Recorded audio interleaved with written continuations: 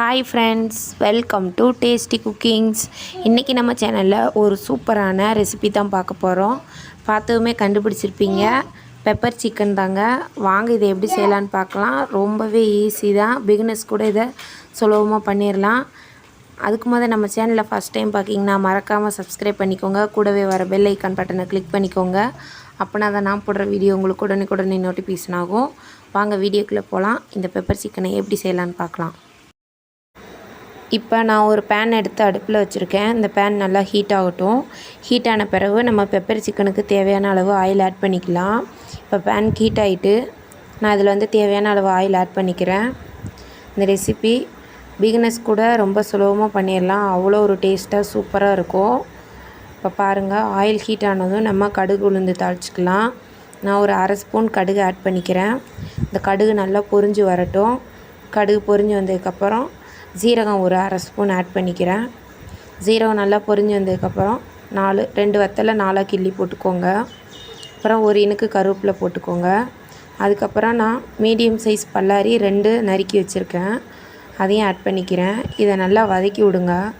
உங்களுக்கு பல்லாரி நல்லா வதங்கணும். வதங்கினதுக்கப்புறம் தான் அடுத்து நம்ம சேர்க்க வேண்டிய பொருளை சேர்க்கணும். இப்போ பல்லாரி பாருங்கள், ஓரளவு வதங்கியிருக்கு. இன்னும் கொஞ்சம் வதங்கணும்.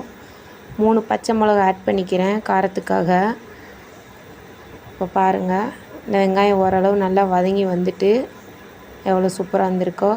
இப்போ நான் ஒரு 1.5 ஸ்பூன் இஞ்சி பூண்டு பேஸ்ட்டு போட்டிருக்கேன். இதையும் இடித்து போட்டிருக்கேன். நான் உரலில் இந்த மாதிரி சேர்த்துக்கோங்க, ரொம்பவே சூப்பராக இருக்கும். இப்போ நான் 1/2 கிலோ சிக்கனை வாஷ் பண்ணி வச்சுருக்கேன், அதையும் இதில் ஆட் பண்ணிக்கலாம். இந்த வெங்காயம் இந்த ஆயில்லேயும் இந்த சிக்கனை நல்லா பிரட்டி விடணும். அப்படின்னா தான் உங்களுக்கு நல்ல டேஸ்ட் இருக்கும். ஏன்னா நம்ம இஞ்சி பூண்டுலாம் சேர்த்துருக்கோம் பார்த்திங்களா, அந்த வாசனை எல்லாமே உங்களுக்கு சிக்கனில் நல்லா அப்படியே அப்சர்வ் ஆகும். அதனால் நம்ம சிக்கனை ஆயிலே கொஞ்சம் ஃப்ரை பண்ணிக்கிறணும். இந்த மாதிரி நல்லா கிளறி விட்டுக்கோங்க. இப்போ கிளறி விட்டுட்டு தேவையான அளவு உப்பு சேர்த்துக்கோங்க. உப்பு கொஞ்சம் இதுக்கு தூக்கலாக இருந்தால் சூப்பராக இருக்கும்.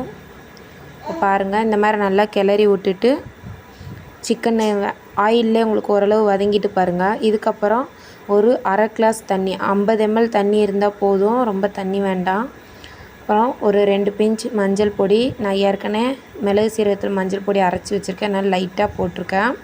போட்டு இந்த மாதிரி மூடி வச்சுட்டு இடையில இந்த மாதிரி ஓப்பன் பண்ணி கொஞ்சம் இந்த மாதிரி கிளறி விட்டுக்கோங்க. ஒரு 10 நிமிஷத்துல இந்த தண்ணி சட்டுன்னு உங்களுக்கு சுருண்டு வந்துடும். இப்போ பாருங்கள், இன்னும் கொஞ்சம் தண்ணி சுருண்டு வரணும். இடையில நம்ம சிக்கனை கொஞ்சம் இந்த மாதிரி நல்லா கிளறி விட்டுக்கிறணும். இப்போ திரும்ப அதே மாதிரி மூடி வச்சுக்கிடுவோம். அடுத்து பாருங்கள், ஒரு 5 நிமிஷம் கழிச்சு ஓப்பன் பண்ணி பார்க்கேன். நல்லா உங்களுக்கு சுருண்டு வதங்கி வந்துட்டு இந்த ஸ்டேஜில் தான் நம்ம மிளகு சீரகம் ஆட் பண்ண போகிறோம். இப்போ பாருங்கள், இந்த மாதிரி நல்லா கிளறி விட்டுக்கோங்க. தண்ணியெல்லாம் நம்மளுக்கு வற்றிட்டு லைட்டாக தான் இருக்குது. இந்த தண்ணி பதம் அளவு வந்த பிறகு நம்ம மிளகு சீரகம் ஆட் பண்ணிக்கலாம். நான் 2 ஸ்பூன் மிளகு வறுத்து அப்புறம் 1 ஸ்பூன் சீரகம் வறுத்துருக்கேன். இந்த ரெண்டையும் நல்லா வறுத்துக்கோங்க. 2 ஸ்பூன் மிளகு, 1 ஸ்பூன் சீரகம், ஒரு சிட்டிகை மஞ்சள் தூள், இதை எல்லாத்தையும் நல்லா வறுத்து இந்த மாதிரி கொரன்னு பவுடர் பண்ணி எடுத்துக்கோங்க. எடுத்துகிட்டு இதை நல்லா இப்போ பிரட்டி விடணும். எல்லா சிக்கன்லேயும் நல்லா ஈவனாக படுற மாதிரி நல்லா பிரட்டி விடுங்க. அவ்வளோதான், நம்ம masala pepper masala chicken ready. எவ்வளோ சூப்பராக வந்திருக்கு பாருங்கள். பார்த்தாலே அப்படியே சாப்பிடணும் போல் தோணும்.